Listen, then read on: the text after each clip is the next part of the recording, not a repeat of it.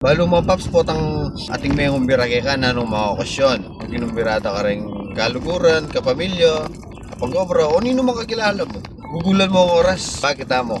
Kasi kagigulat ako ang oras ginumbirata ka Kaya ang okasyon Puro sabihan na aga nakata ko. Puro sabihan masanting ka atad karela. Puro sabihan na appreciate ako. Kasi aga ng tao kumbiran Ating taong edo managa nakakayatang putang atin lang okasyon. Ika aga nakata kaya tang okasyon Wala kan gugulan mo ang oras. Pagsadyan mo lang. Kami ka parang tao ito, brad. Ngayon, nung nga ka malipot to, sabihan mo lang. O, brad, pasensya na mo. Nagpipot na ako kasi kesyo makanya na. Yan mo, pasalamat ko.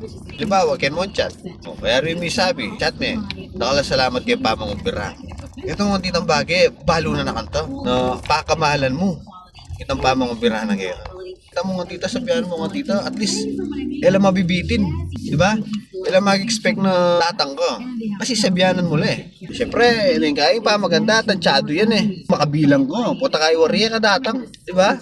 Mo ba, atin palang makareserba luklukan keko. Ginugulang oras at pera para keko, kayo wariya ka datang.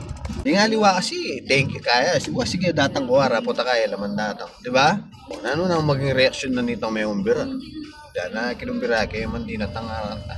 O puta, kaya tutok na kumbiran. Kasi bibitinan mo O diyan nga siguro nang ulit-ulitan dang kumbiran ka ba tayo kadaratag yung nanong mo na kumbiran Makakadala mo rin tangang tita ha.